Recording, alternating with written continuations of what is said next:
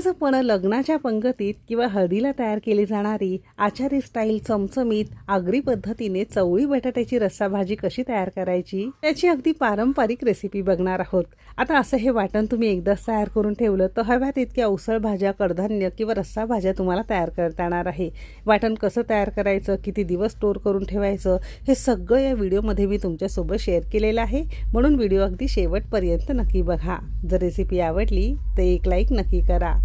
चला तर मग वेळ न घालवता रेसिपीला सुरुवात करूया। चमचमीत आगरी पद्धतीची चवळी बटाट्याची रस्सा भाजी किंवा चवळी बटाट्याची उसळ बनवण्यासाठी सगळ्यात पहिल्यांदा मेजरिंग कपने अर्धा कप आपण सुकी चवळी घेतली आहे। 1-2 पाण्याने धुवून घ्यायची आणि रात्रभर किंवा 5-6 तासासाठी पाण्यामध्ये भिजत घालायची। तुमच्याकडे वेळ कमी असेल तर यामध्ये गरम पाणी घातलं की अगदी 3 ते 4 तासांमध्ये हे भिजून तयार होतं। अर्धा कप जरी तुम्ही चवळी भिजत घातली तर भिजल्यानंतर प्रमाण 1.5 पट होतं आणि 5-6 जणांना व्यवस्थित ही भाजी पुरू शकते।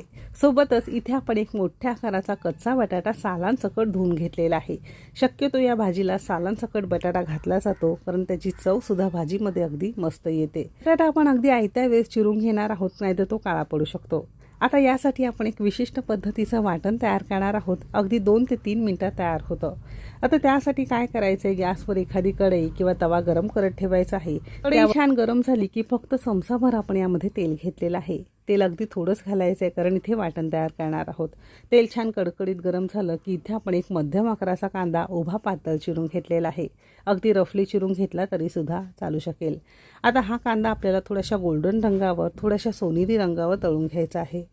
तर इथे साधारणतः मोठ्या आचेवर अगदी तळापासून ढवळत 2 मिनिटं आपण कांदा अशा गोल्डन रंगावर मस्त परतून घेतलेला आहे। रंग बघू शकता, खूप जास्त गडद डार्क करायचं नाही, हलकासा परतून घेतलेला आहे आणि एका भांड्यामध्ये काढून घेतलेला आहे। आता पुन्हा सेम कढईमध्ये चमचाभर तेल छान कडकडीत गरम करून घेतलेलं आहे। यामध्ये साधारणतः एक मध्यम आकाराची सुक्या खोबऱ्याची वाटी असते ना, त्यातला फक्त अर्धी वाटी आपण इथे बारीक तुकड्यांमध्ये घेतलंय।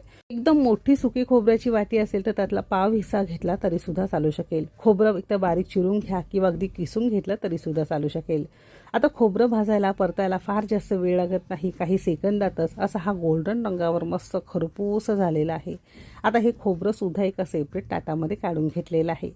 कांदा खोबरं चांगलं थंड झालं की मिक्सरच्या भांड्यामध्ये काढून घ्यायचं आहे।